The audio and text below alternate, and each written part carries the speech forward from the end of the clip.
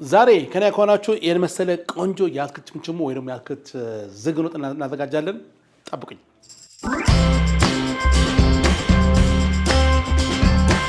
እንዴት ናችሁ? እንደምሰነበታችሁ። ሼፍና አስተፈራ ነኝ። ዛሬም እንደተለመደው አንድ ምግብ እንሰራለን። ዛሬ ምግባችን ደግሞ በጣም ለየት ያለ በተለይ ጾም ጊዜ የሚሆናችሁ ቆንጆ አማራጭ ምግብ እሰራላችኋለሁ።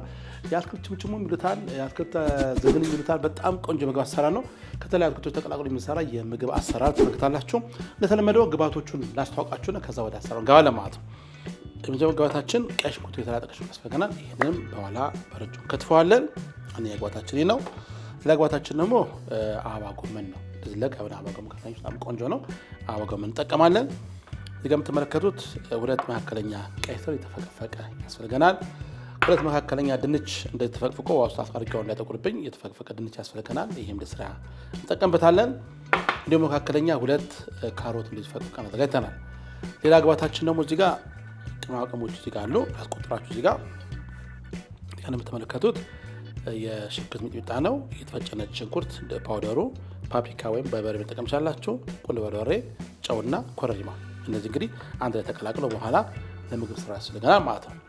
አሁን ወደ አሰራሩ እንገባለን። በመጀመሪያ እንግዲህ ሽንኩርቱን በረጅሙ እንከትፈዋለን። በረጅሙ እንከትፈው ሽንኩርቱን እንደዚህ ሸር እንደበከቡ እንደገን እንዲያከተከትፋላችሁ ሽንኩርቱን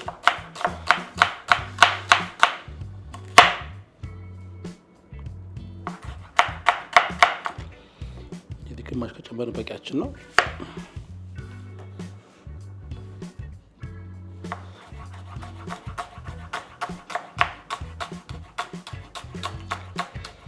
እንዲህ ካደረጋችሁ በኋላ ወደ ጎን እናደርጋትና የዚህን ግማሹን ደግሞ ያክል ደግሞ አበባ ጎመን እንጠቀማለን ማለት ነው። ምን እናደርገዋለን መሰላችሁ? በመፈቅፈቂያ እንሰራ በካር መፈቅፈቂያው እንደዚህ አድርጋችሁ ይሄ እንደ ካሮትና እንደ ድንቹ በረጅሙ ወጣላችሁም ግን ትንሽ ማሰላቸው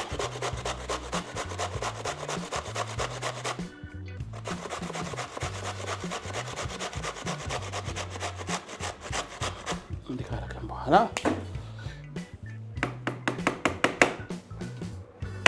እንዲህ ካደረግን በኋላ ጎጎድ ባለ ዕቃ ላይ ይሄን ታወጣው እንደዚህ ጨምረዋለን።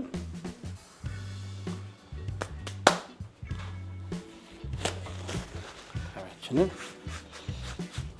ዛረጋገን ካረጋችሁ በኋላ ትንሽ ሎሚ እናመጣለን።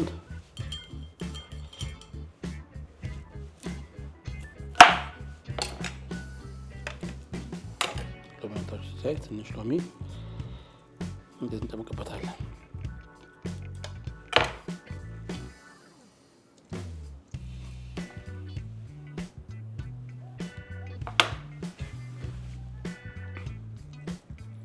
ትንሽ ደቂቃ ቃናው ጣና ደስ የሚል ቃና ስለሚኖረው እሱን ጣን በሎሚ ዘበዝፏል ያርቃቸው እንዲያጋሽ በሎሚ ዘበዝፏል።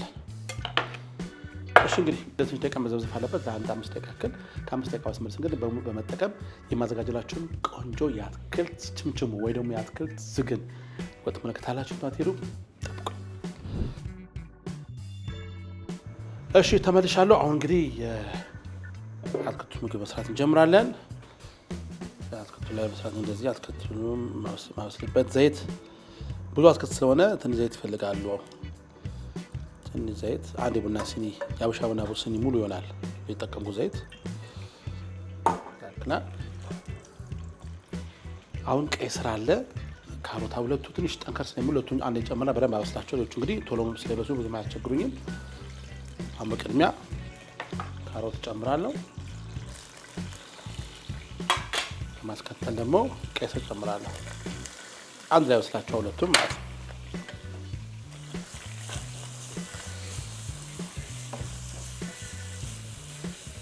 ምግቡ ሲወጣ መጨረሻ ላይ ወደ ቀዩ ነው የሚያመዝነው፣ ግን በጣም ያምራል። እንዲህ ካረግን በኋላ ይሄን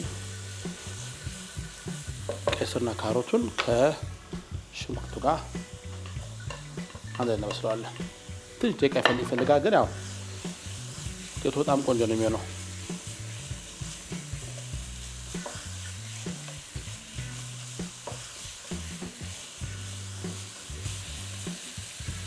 እንዲያድጋችሁ ሽንኩርቱና ቀይ ስሩ ካሮት እንደዚህ ይመስላል። በጣም የሚያምረው በጾም ብፌያችሁ በጣም ያሳምርላችኋል። ለሬስቶራንት ማሱ ምግብ ሳይድ ማድረግ ትችላላችሁ።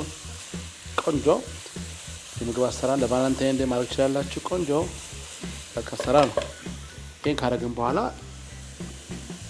ያጠለልነውን አበባ ጎመን እንቀላቅለዋለን። ዋው እንዴት ያምራል! ነጭ ሽንኩርት እንግዲህ ከላይ ለመጨመርላችሁ ለመሰላችሁ ጊዜ ነጭ ሽንኩርት ከፍተኛ የሆነ ጥቅም አለው። እንግዲህ አንቲኦክሲዳንት ስለሆነ ለጤና ይከላከላል። ውስጣችን የማደስ አቅም አለው። በሽታ መከላከል ከፍተኛ ስለሆነ በተለይ ለቫይራል ነገሮች በጣም ስለሚረዳችሁ ነጭ ሽንኩርትን በጣም አብሳችሁ አትመገቡት። ስለዚህ ከላይ ተጨምሩት ወደ ጣዕሙ ቆንጆና ፕላስ ደግሞ ከነጭ ሽንኩርት ማግኘት የሚገባንን ጥቅም ስለምናገኝ ማለት ነው።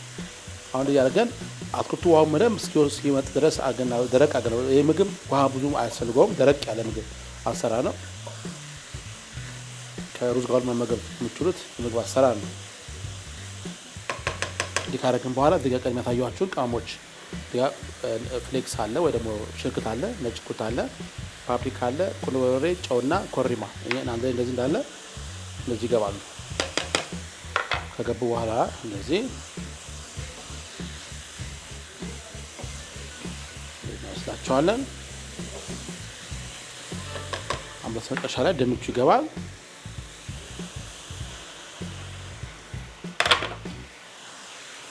ይሄ መያያዝ ባህሪ ስላለው ነው ከላይ ጨመርኩት። ከስር ካደረጋችሁ ቶሎ እንደመብሰልና የመያያዝ ባህሪ ያመጣባችኋል። ያ እንዳያመጣባችሁ ከላይ መጨመር ቆንጆ ነው። አትክልቱ ውሃ ወይ ቅዝቃዜው እንዲለይ ያደርግላችኋል።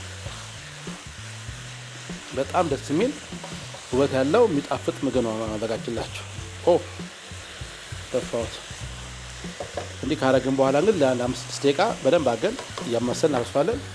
ጠብቁኝ። እሺ ተመልሻለሁ። ከካሜራው ጮኜ ነጭ ሽንኩርት እያዘጋጀው ነበረ። ነጭ ሽንኩርት ላይ እንጨምራለን። ካረግን በኋላ ነጭ ሽንኩርት እዚህ ጋር ዋው እንዴት ያምራል! እናንተ እንዲያርጋቸው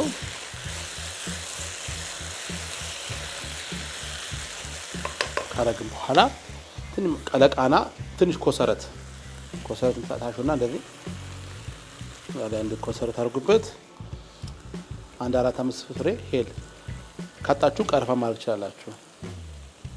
እንዲያርጋችሁ ጨምሩበትና ይሄኛው አሁን ጨውን ቀምሳለን። አትክልቱ ብዙ መብሰል የለባቸውም። በጣም ቆንጆ ደረጃ ነው ያሉት።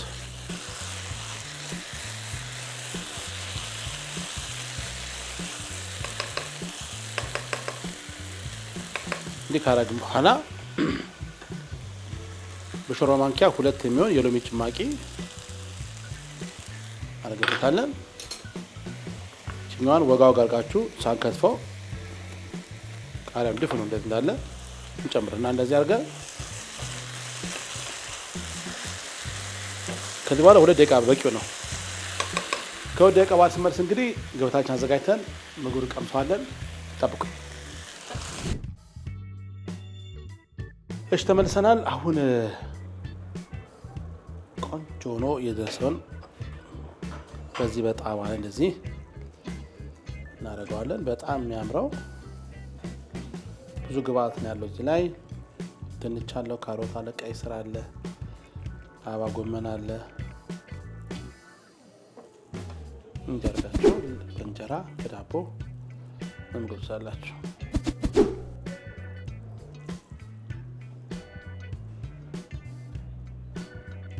እንዲህ ካረግን በኋላ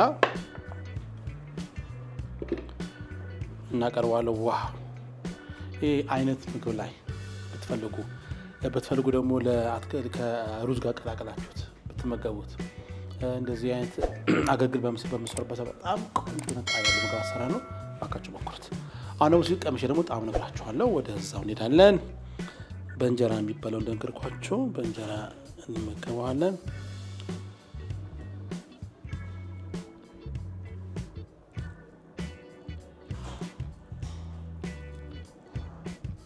ያምራል። በጣም ቆንጆ ነው።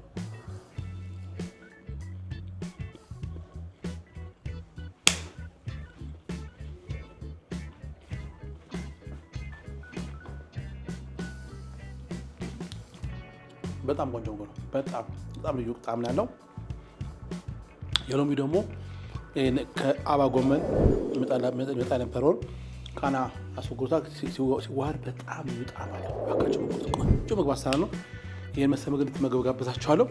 እንግዲህ ጉርሻ ከሼፍናት ጋር ዛሬ ይመስል ነበር። በሌላ ፕሮግራም በሌላ ምግብ አገኛችኋለሁ። በጣም ነው የምወዳችሁ። እስከዛው ቻው።